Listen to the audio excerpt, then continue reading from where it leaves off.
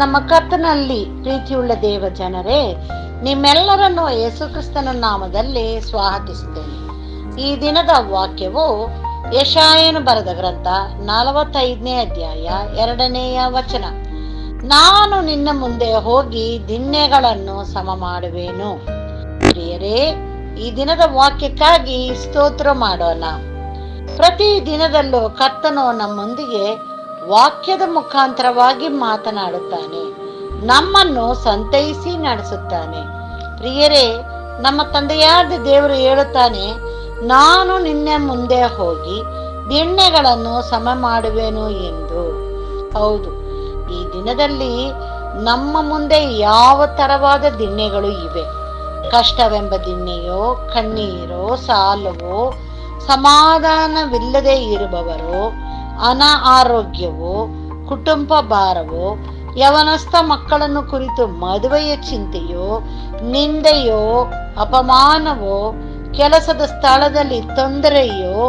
ಪ್ರಿಯರೇ, ನಮ್ಮಲ್ಲಿ ಯಾರಿಗಾದರೂ ಇಂಥ ದಿಣ್ಣೆಗಳಿದ್ದರೆ ಕರ್ತನು ಸಮ ಮಾಡುವನು. ನನ್ನ ಸಹೋದರ ಸಹೋದರಿಯರೇ, ನಾವು ಲೋಕದಲ್ಲಿ ನಡೆಯುವ ದಾರಿಯಲ್ಲಿ ದಿಣ್ಣೆ ಇದ್ದರೆ ನಮ್ಮಿಂದ ನಡೆಯಲು ಸಾಧ್ಯವಿಲ್ಲ. ಅದನ್ನು ತೆಗೆದು ಹಾಕಿ ದಾರಿಯನ್ನು ಸಮ ಮಾಡಿ ನಡೆಯುತ್ತೇವೆ. ಅದೇ ರೀತಿಯಲ್ಲಿ ನಮ್ಮ ಜೀವನದಲ್ಲಿ ಇರುವ ದಿಣ್ಣೆಗಳನ್ನು ಕರ್ತನು ಸಮ ಮಾಡಿ ಸಮಾಧಾನವಾಗಿಯೂ ಸಂತೋಷದಿಂದಲೂ ಬಾಳಲು ನಮ್ಮನ್ನು ಆಶೀರ್ವದಿಸುವನು. ಮತ್ತು ಆತನು ನಮ್ಮ ಮುಂದೆ ಹೋಗಿ ದಿಣ್ಣೆಯನ್ನು ಸಮ ಮಾಡುವನು. ಪ್ರಿಯರೇ, ನಮ್ಮ ಮುಂದೆ ಆತನು ಹೋಗಬೇಕಾದ್ರೆ ನಾವು ಆತನ ಮಕ್ಕಳಾಗಿ ಇರಬೇಕು. ನಾವು ಪ್ರತಿ ದಿನದಲ್ಲೂ ನಮ್ಮ ಆತ್ಮ, ಪ್ರಾಣ, ಶರೀರವನ್ನು ಆತನಿಗೆ ಒಪ್ಪಿಸಿ ನಡೆಯಬೇಕು. ಮತ್ತು ಆತನು ನಮ್ಮ ಜೊತೆಯಲ್ಲಿ ನಡೆಯಬೇಕಾದರೆ ನಾವು ಆತನ ಗುಣಲಕ್ಷಣಗಳನ್ನು ಹೊಂದಿ ಇರಬೇಕು. ಆಗ ನಮ್ಮ ತಂದೆಯಾದ ದೇವರು ನಮ್ಮ ಕೈಯನ್ನು ಹಿಡಿದು, ಮಗನೇ, ಮಗಳೇ, ಹೆದರಬೇಡ, ನಾನು ನಿನ್ನೊಂದಿಗೆ ಇದ್ದೇನೆ, ನಿನ್ನ ಮುಂದೆ ಹೋಗಿ ದಿಣ್ಣೆಗಳನ್ನು ಸಮ ಮಾಡಿ ನಿನ್ನನ್ನು ಆಶೀರ್ವದಿಸುತ್ತೇನೆ ಎಂದು ಹೇಳುತ್ತಾನೆ.